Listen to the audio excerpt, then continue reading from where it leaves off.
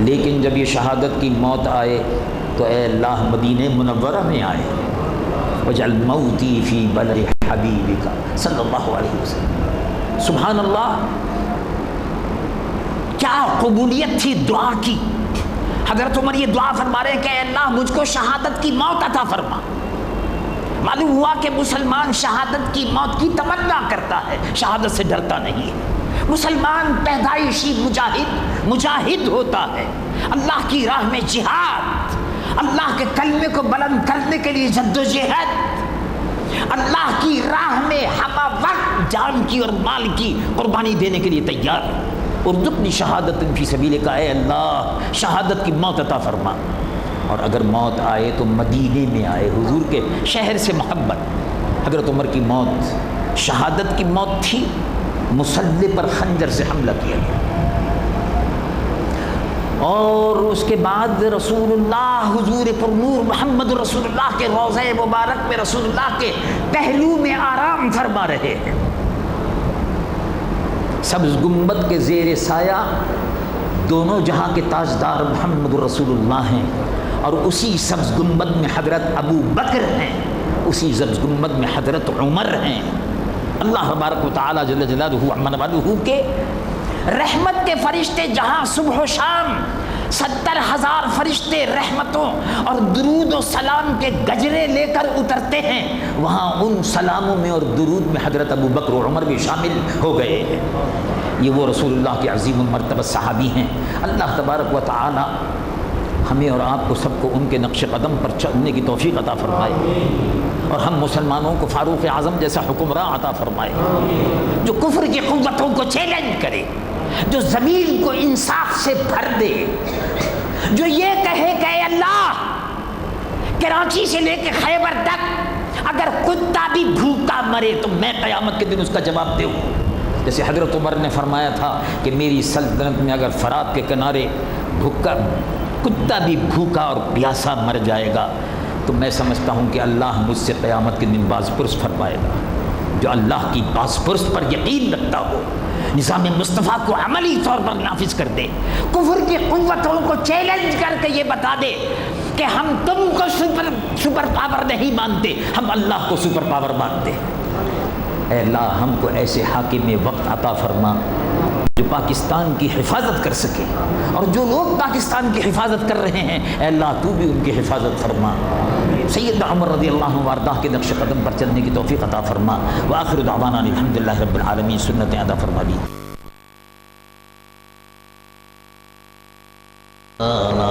محمد صلی اللہ تعالی علیہ وسلم، ونشهد ان صلی اللہ تعالی علیہ وسلم الذي أرسل إلى الخلق كافة بشيرا ونذيرا وداعيا إلى الله بإذنه وسراجا منيرا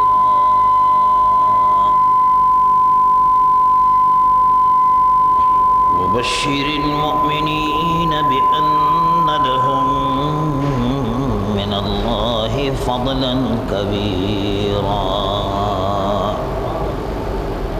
فهو الحبيب الذي ترجى شفاعته لكل هول من الأهوال مقتحم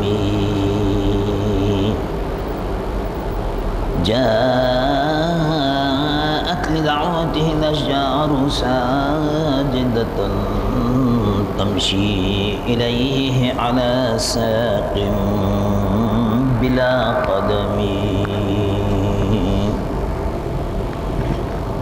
ومن تكن برسول الله نصرته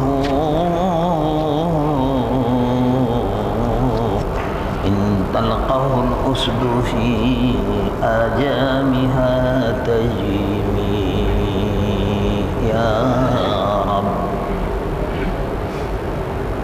یا رب صل وسلم دائما ابدا علی حبیبک خیر الخلق کلہم. قال اللہ عز وجل فی شان حبیبہ ان اللہ وملائکتہ یصلون علی النبی یا ایہا الذین آمنوا صلوا علیہ وسلموا تسلیما. اللہم صل علی حبیبک سیدنا مولانا محمد صاحب الوجہ الانور والجبین الازہر صلاة وسلاما علیک یا سیدی یا رسول اللہ.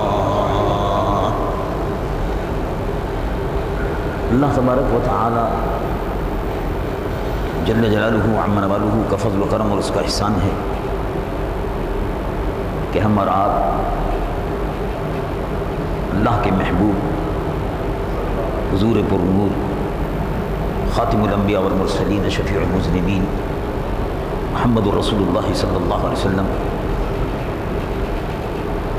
کے ارشاد کے مطابق، طریقے کے مطابق صلاۃ الجمعہ کی ادائیگی کے لیے اللہ کے گھر میں حاضر ہے. اللہ تبارک و تعالی مجھ گناہگار و سیاہکار کی اور آپ کی ہماری سب کی اس حاضری کو قبول فرمائے، اور جو کچھ کے بیان کیے جائے اس کو شرف قبولیت عطا فرما کر مجھ گناہگار و سیاہکار کے لیے کفارہ سیئات بنائے. محرم الحرام اللہ تبارک و تعالی جل جلالہ عم نوالہ نے اس ماہ مبارک کو حرمت والا مہینہ قرار دیا ہے. حرمت، عزت والا مہینہ، حرمت والا مہینہ. اشہر الحرم قرآن مجید و فرقان حمید میں منہا اربعۃ، 4 اس میں مہینے ایسے ہیں سال میں جن کو اشہر حرم قرار دیا گیا. اور اس ماہ مبارک میں مسلمانوں کا نیا ہجری سال بھی شروع ہوتا ہے. اسی ماہ مبارک میں امیر المومنین سیدنا فاروق اعظم عمر بن خطاب خلیفۃ المسلمین، خلیفہ راشد رضی اللہ عنہ وارضاہ کی شہادت ہوئی. اسی ماہ مبارک میں حضرت سیدنا امام عالی مقام جگر گوشہ فاطمہ الزہرا نور نظر مصطفیٰ فرزند دلبند علی مرتضیٰ کرم اللہ وجہ الکریم کی شہادت کا واقعہ بھی اسی ماہ مبارک میں. روئے زمین کے مسلمان نیا سال شروع ہونے کے بعد جہاں ایک طرف شہادت سیدنا عمر امیر المؤمنین رضی اللہ عنہ وارضاہ کے سلسلے میں اپنے جذبات محبت اور عقیدت کا اظہار کرتے ہیں، وہاں اسی کے ساتھ ساتھ سیدنا امام عالی مقام، امام مظلوم، شہید کربلا، دافع کرب و بلا، امام حسین رضی اللہ عنہ وارضاہ کی شہادت کا بیان کر کے، ان کا ذکر کر کے اپنی محبت، عقیدت اور عقیدے کا اظہار کرتے ہیں.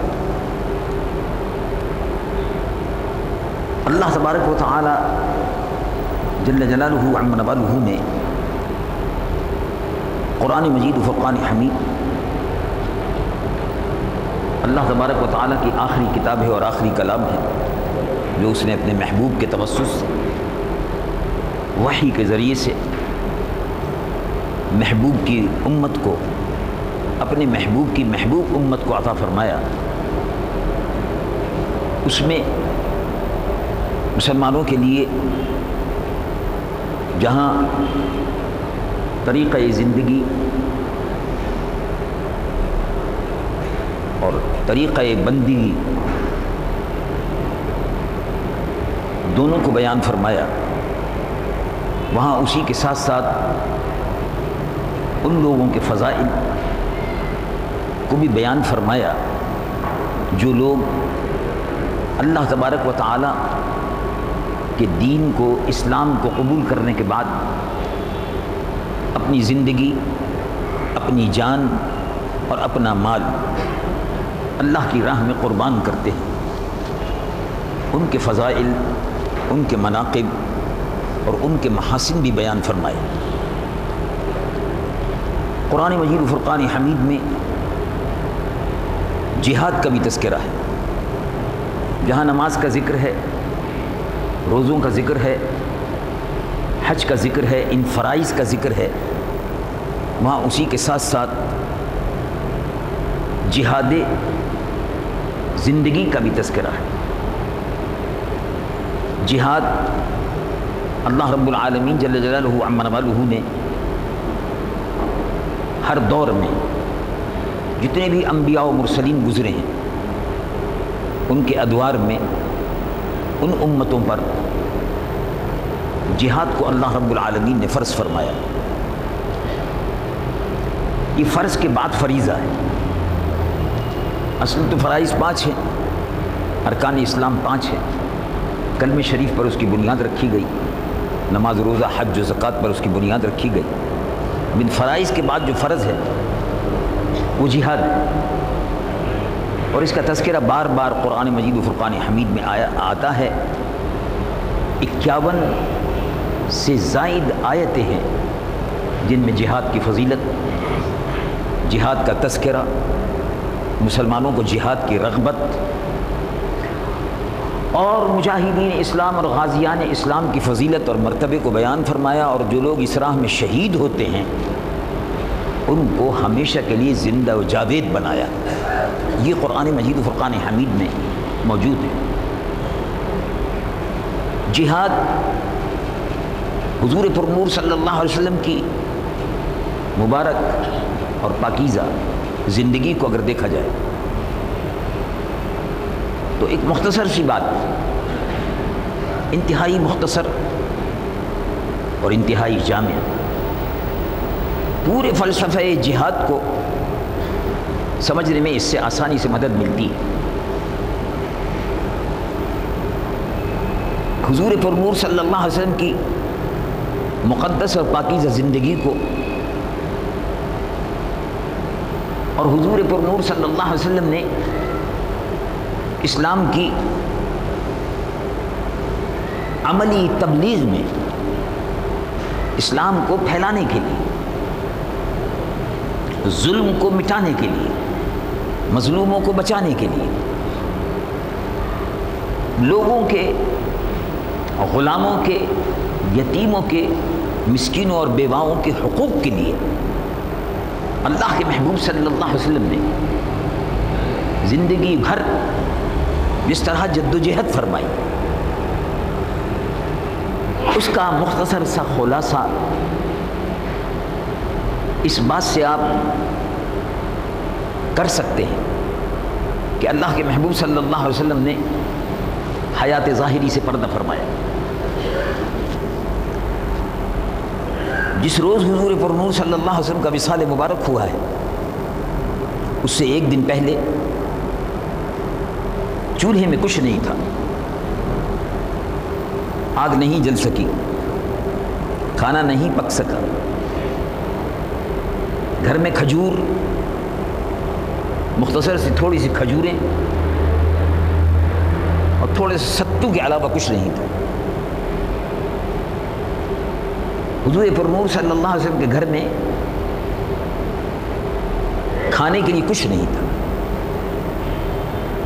اتوار کے دن پیر کو وصال مبارک ہوا، اتوار کو کچھ نہیں تھا، ہفتے کو بھی کچھ نہیں تھا۔